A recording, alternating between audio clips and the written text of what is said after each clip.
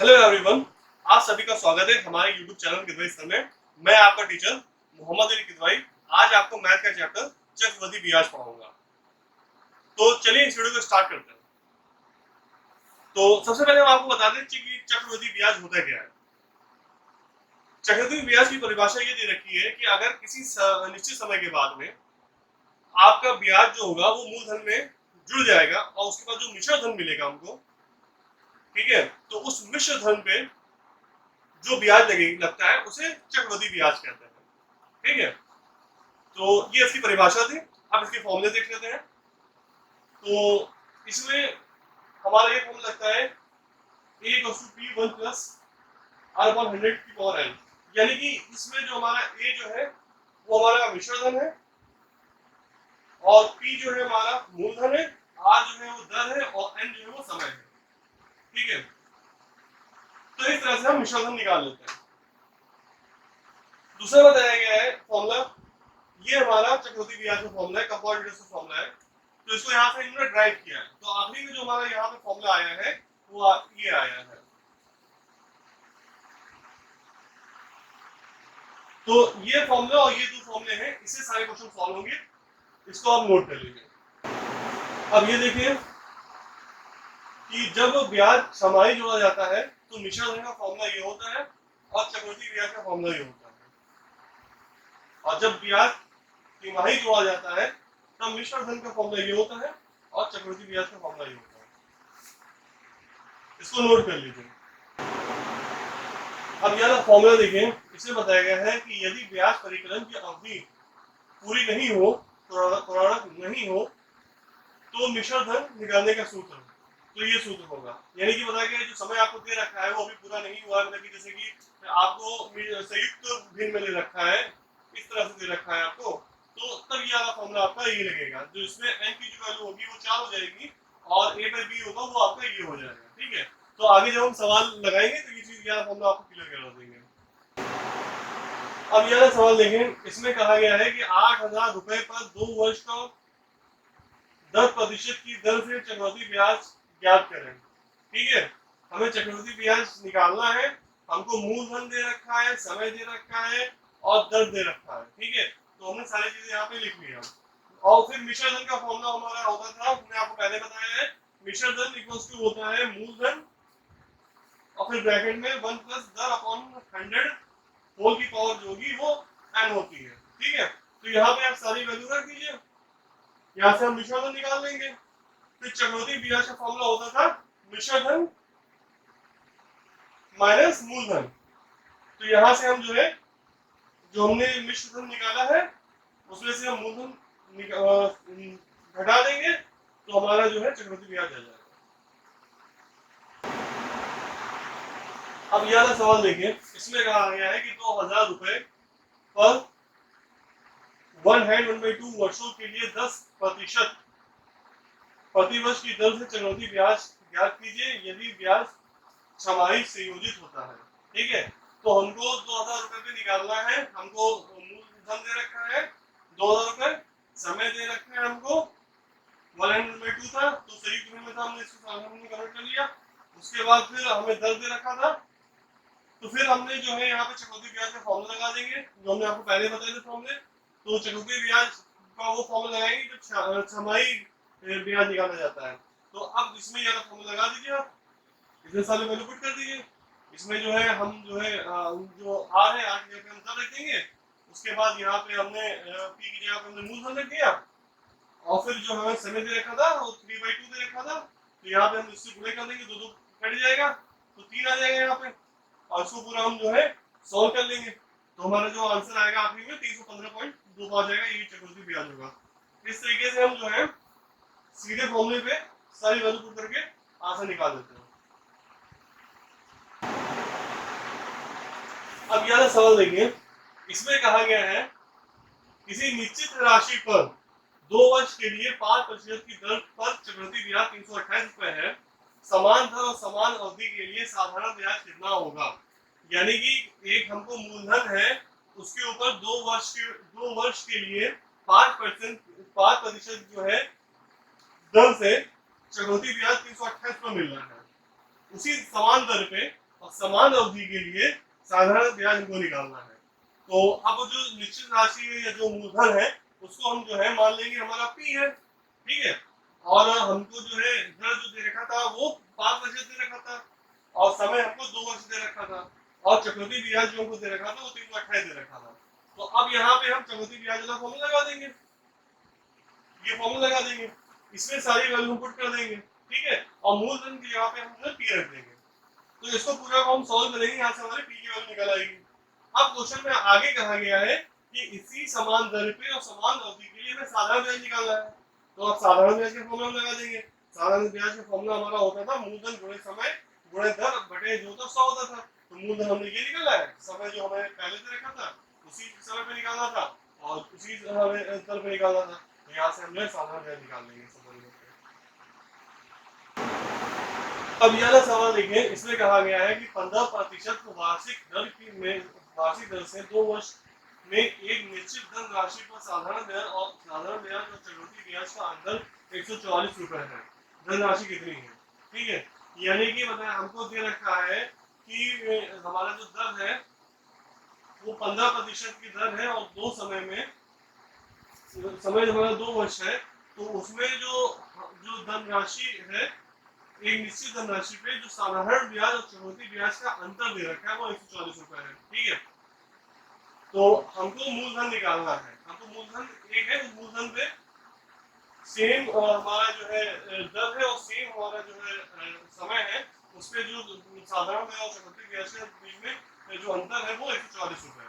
तो हमने ये मान लिया कि मूलधन हमारा पी था, दर हमारा 15% था और समय हमारा 2 वर्ष था। यहाँ से साधारण ब्याज का फॉर्मूला लगा कि साधारण ब्याज निकाल लेंगे। यहाँ पे मूलधन की हम जो है पी रखेंगे, समय 2 वर्ष का और दर हमारा 15% था।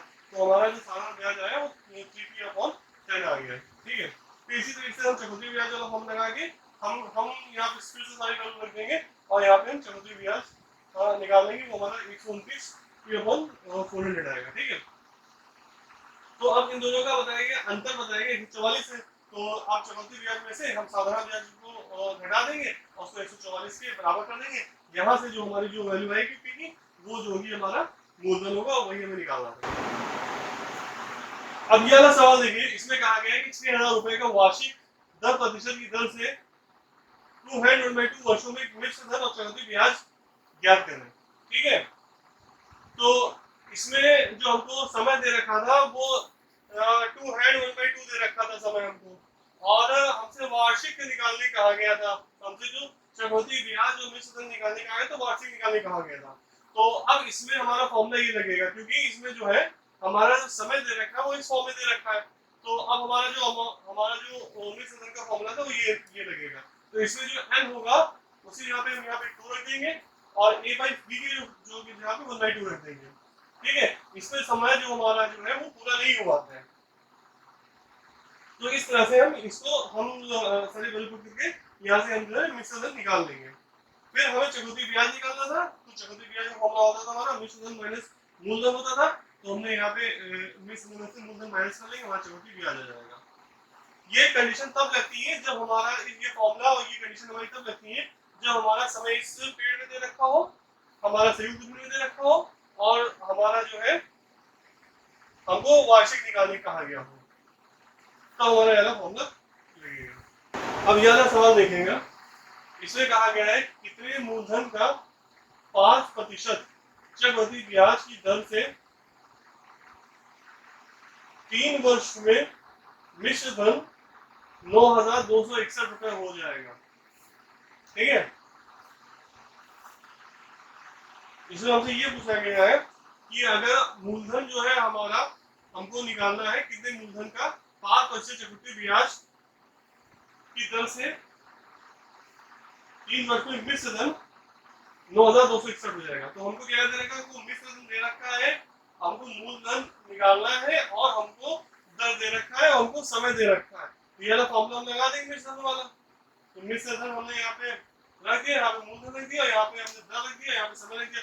तो अब यहाँ मूलधन को निकाला तो मूलधन ऐसे रहेगा। तो ये पूरा ये आपका जो था पूरा पार्ट इसके नीचे आ जाएगा, इसके डिनोमिनेटर में आ जाएगा। तो ये इसको सॉल्व करेंगे आप तो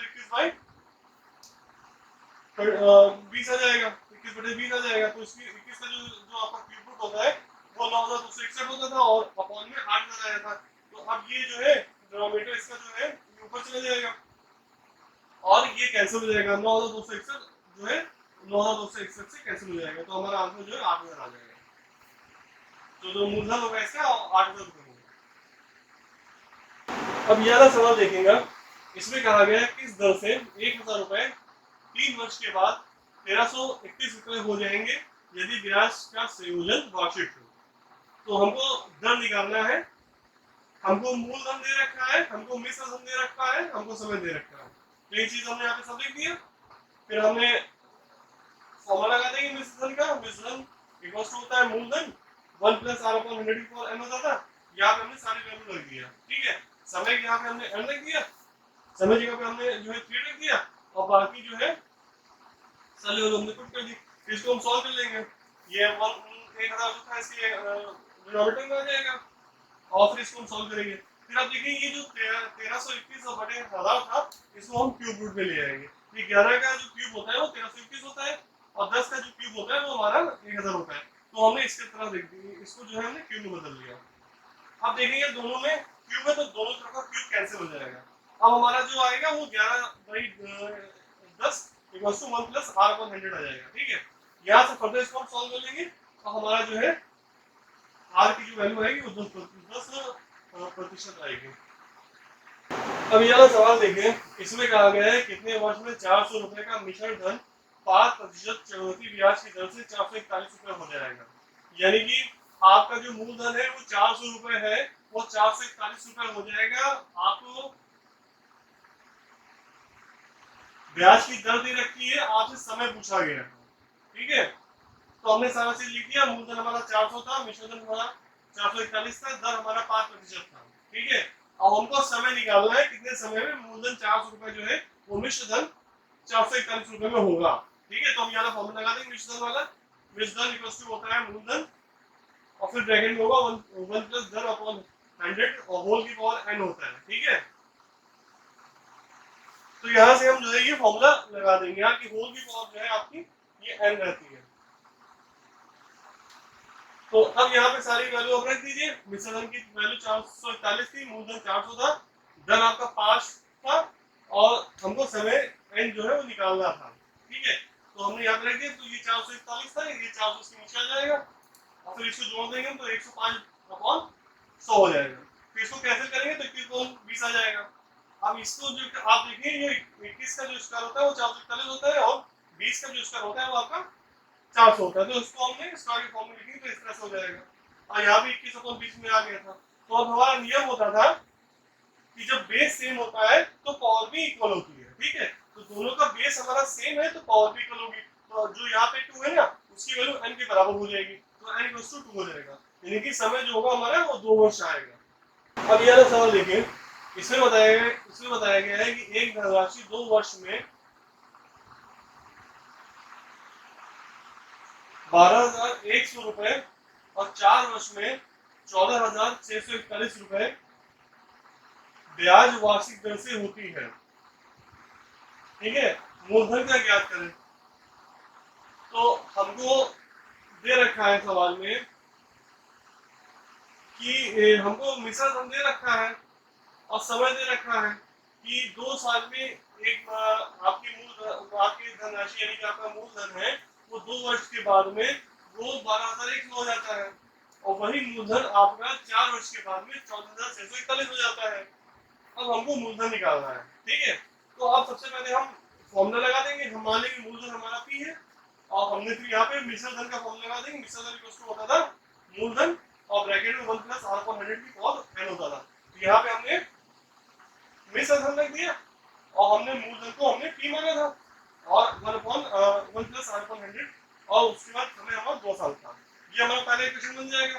फिर दूसरी कंडीशन हमारी दे रखी थी, उसमें मिश्रण धन हमारा इतना था तो हमने मिश्रण धन यहाँ पे इतना रख दिया और मूलधन हमने P माना था और जो है हमको समय जो था हमारा यहाँ पे समय हमारा 4 वर्ष था। यहाँ पे हमारा समय 4 वर्ष था तो हमने यहाँ पे समय 4 वर्ष रख दिया। अब देखिए इसमें ये हमने 2 इक्वेशन बना लिए हैं। अब जो सेकंड वाला इक्वेशन है उसको हम पहले वाले इक्वेशन से भाग दे देंगे, ठीक है। तो ये वाले इक्वेशन को सेकंड वाले इक्वेशन को पहले वाले इक्वेशन से भाग दे दीजिए। तो 14,641 बटे 12,100 आ जाएगा और इधर वाला इक्वेशन भी इससे भाग हो जाएगा। तो यहाँ पे जो पी होगा वो कैंसिल हो जाएगा और ये यहाँ पे इक्वेशन आ गया। तो ये 4 की पावर यहाँ पे इसकी पावर 4 है, इसकी पावर 2 है, तो ये ऊपर ले जाएंगे तो माइनस हो जाएगा। तो अब 4 की जो 1 प्लस आर अपॉन 100 की पावर 4 थी इसमें से हम 2 माइनस कर देंगे तो ये हमारा आएगा 1 प्लस आर अपॉन 100 की पावर 2 हो जाएगा। ठीक है, ये ऊपर जाएगा तो इसमें माइनस हो जाएगा, कैंसिल हो जाएगा, मतलब कि ये कह दिए कैंसिल हो जाएगा। 1 प्लस आर की पावर 4 है और अपॉन 1 प्लस आर अपॉन 100 की पावर 2 है, तो ये दोनों कैंसिल हो जाएगा तो ऊपर बचेगा 1 प्लस आर अपॉन 100 की पावर 2 बचेगा। अब ये हमारी वैल्यू आ गई। ठीक है, 1 प्लस आर अपॉन 100 की पावर और 2 की जो है हमारी वैल्यू आ गई है, वो इतनी आई है। ठीक है, अब इस वैल्यू को हम ये जो पहला वाला इक्वेशन था हमारा इसमें हम यहाँ पे रख देंगे। ठीक है, तो यहाँ पे इसकी जगह पे हमने ये वैल्यू हमने यहाँ पे पुट कर दिया। ठीक है, यहाँ पे तो अब हम यहाँ पे वैल्यू पुट करके इसको सॉल्व कर लेंगे। यहाँ से हमारी जो पी की वैल्यू आएगी वो 10,000 आ जाएगी।